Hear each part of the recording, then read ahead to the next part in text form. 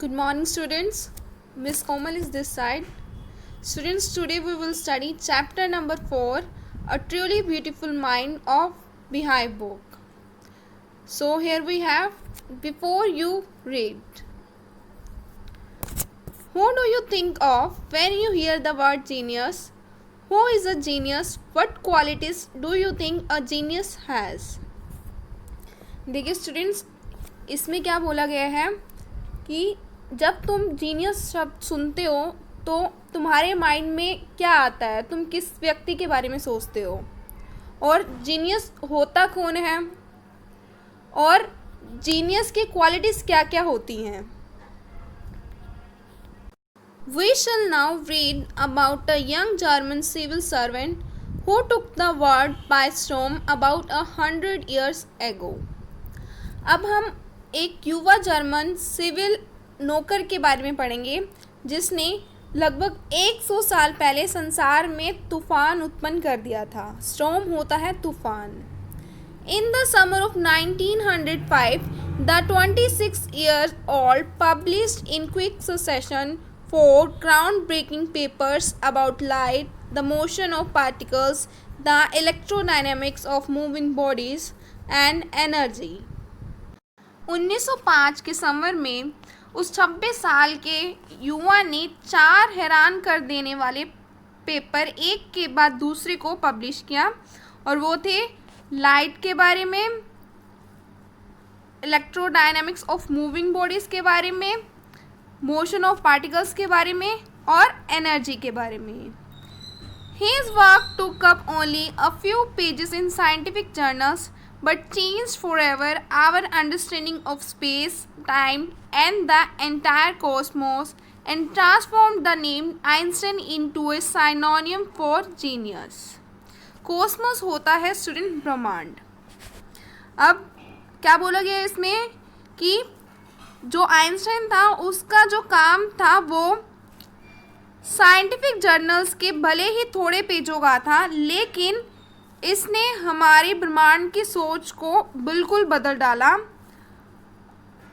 ब्रह्मांड की सोच के अलावा स्पेस, टाइम, इन सब की सोच को, हमारी जो सोच थी इनके लिए, उनको बदल डाला और आइंस्टाइन का नाम फिर जीनियस के साइनोनियम में चेंज हो गया.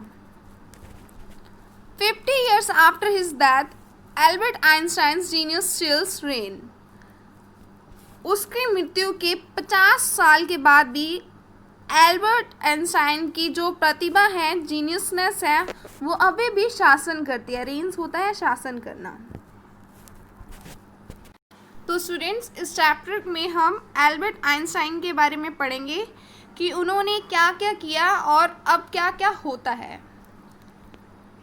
First paragraph is Albert Einstein was born on 14 March 1879 in the German city of Ulm without any indication that he was destined for greatness. इसका मतलब है एल्बर्ट आइंस्टाइन का जन्म आल्म के जर्मन शहर में 14 मार्च 1879 में हुआ था, बिना इस लक्ष्य के कि वो फ्यूचर में महानता को हासिल करेगा. On the contrary, his mother thought Albert was a freak. Freak होता है सन की. इसके विपरीत जो उसकी मदर थी वो एल्बर्ट को सन की समझती थी. To her his head seemed much too large. उसकी मदर के अकॉर्डिंग जो आइंस्टाइन था उसका हेड बहुत ही बड़ा दिखाई देता था. Second paragraph. At the age of 2.5 Einstein still was not talking. 2.5 साल की उम्र में भी आइंस्टाइन अभी भी बात नहीं करता था. When he finally did learn to speak, he uttered everything twice. जब आखिर में उसने बोलना सीखा तो वो हर चीज़ को 2 बार बोलता था. Einstein did not know what to do with other children and his playmates called him brother boring. Einstein को ये नहीं पता था कि दूसरों के साथ कैसे खेलना है और जो उसके प्लेमेट्स थे साथ खेलने वाले, वो उसे यानी कि आइंस्टाइन को ब्रदर बोरिंग कहकर पुकारते थे. So the youngster played by himself much of the time. इसलिए छोटा बच्चा आइंस्टाइन अकेले ही खेलता रहता था. He specially loved mechanical toys. उसे स्पेशली मैकेनिकल टॉय से खेलना पसंद था. Looking at his newborn sister Maja, he is said to have said, fine but where are her wheels. Newborn sister को देखते हुए, अपनी सिस्टर जो थी उसकी माजा, उसको देखते हुए उसने कहा, ठीक है पर इसके पहिए कहाँ हैं. Third paragraph. A headmaster once told his father that what Einstein chose as a profession would not matter because he will never make a success at anything. एक बार हेडमास्टर ने उसके फादर को कहा था कि आइंस्टाइन चाहे किसी भी प्रोफेशन को चुन ले, इससे कोई फ़र्क नहीं पड़ता क्योंकि वो किसी भी प्रोफेशन में सफल नहीं हो पाएगा. Einstein began learning to play the violin at the age of 6 because his mother wanted him to. He later became a gifted amateur violinist, maintaining this skill throughout his life. Einstein 6 साल की उम्र में violin बजाना सीख लिया उसने क्योंकि उसकी मदर ऐसा चाहती थी वो वायलिन बजाना सीखे, और बाद में वो एक बहुत ही अच्छा वायलिनिस्ट बना. एमेच्योर होता है शौकीनी व्यक्ति, और उसने इस स्किल को सारी लाइफ अपना मेंटेन करके रखा. Fourth paragraph. But Albert Einstein was not a bad प्यूपिल. लेकिन एल्बर्ट आइंस्टाइन बुरा शिष्य नहीं था. He went to high school in Munich, where Einstein's family had moved when he was 15 months old, and scored good marks in almost every subject. वह Munich के high school में गया जहां उसका परिवार रहने के लिए गया था जब उसकी एज 15 महीने थी, और उसने हर सब्जेक्ट में बहुत ही अच्छे मार्क्स लिए थे. Einstein hated the school's regimentation and often clashed with his teachers.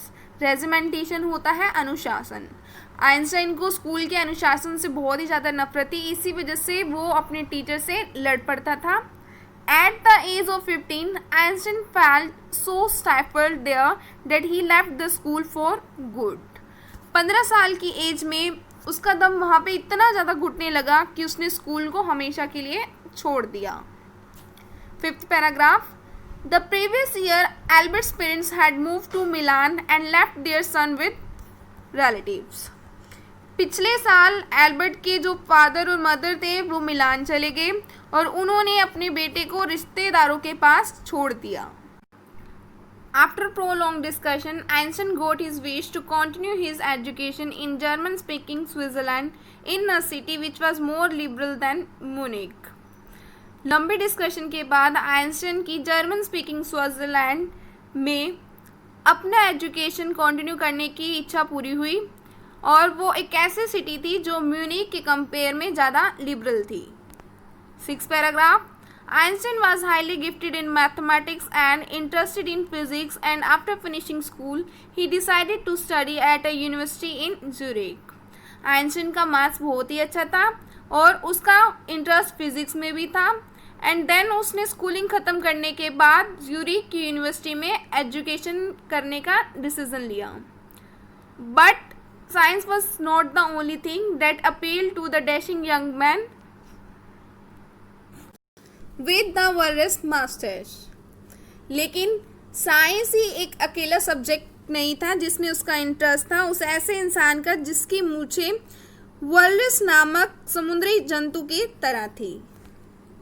7th paragraph. He also felt a special interest in a fellow student, Melba Marik, whom he found to be a clever creature.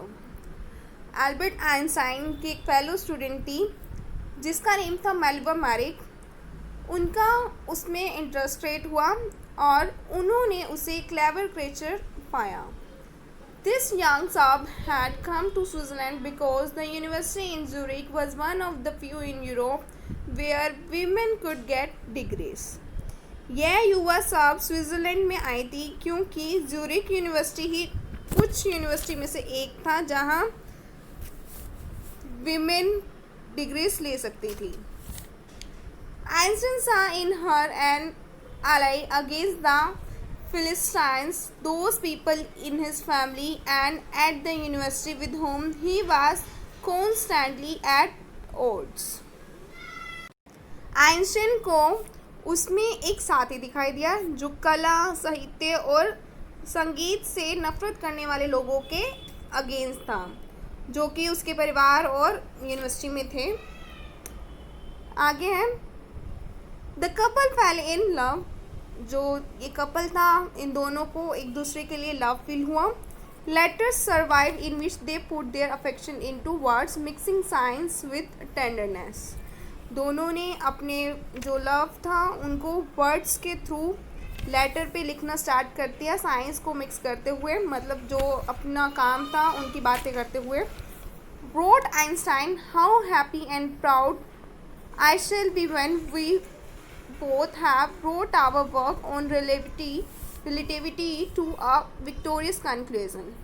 Einstein ने लिखा कि मुझे कितनी खुशी और गर्व होगा जब हम दोनों अपने काम का एक बहुत ही अच्छा नतीजा पाएंगे.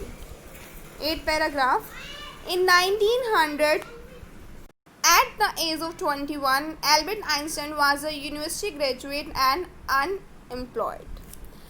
1900 साल में 21 वर्ष की आयु में एल्बर्ट ने यूनिवर्सिटी ग्रेजुएशन ली एंड फिर भी वो अनएम्प्लॉयड था. He worked as a teaching assistant and gave private lessons and finally secured a job in 1902 as a technical expert in the patent office in Bern. उसने teaching assistant के रूप में private lessons दिए और finally 1902 में उसे job मिल गई burn में टेक्निकल एक्सपर्ट के रूप में पेटेंट ऑफिस में. While he was supposed to be assessing other people's inventions, Einstein was actually developing his own ideas in secret. जब वो दूसरे लोगों की इन्वेंशंस को असेस करता था तब एक्चुअली वो अपने आइडियाज़ को सीक्रेटली डेवलप कर रहा होता था. He is said to have jokingly called his desk drawer at work the Bureau of Theoretical Physics.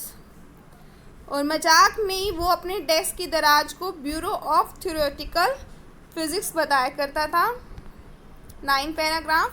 One of the famous papers of 1905 was Einstein's special theory of relativity, according to which time and distance are not absolute. 1905 के one of the famous paper Einstein के special theory of relativity में time and distance absolute थे. Indeed, two perfectly accurate clocks will not continue to show the same time if they come together again after a journey if one of them has been moving very fast relative to the other. और actual में दो सही तरह से ठीक time वाली घड़ियाँ एक ही टाइम शो करना कंटिन्यू नहीं करेंगी अगर एक जर्नी के बाद वो फिर से एक ही टाइम पर आ जाएं या फिर उनमें से एक दूसरे की तुलना ज़्यादा चले. From this followed the world's most formula which describes the relationship between mass and energy. इससे वर्ल्ड का सबसे महत्वपूर्ण फॉर्मूला बना जो था मास और एनर्जी का, और ये दोनों क्या है आपस में एक रिलेशनशिप डिस्क्राइब करते हैं, जो कि फॉर्मूला था E is equal to mc square.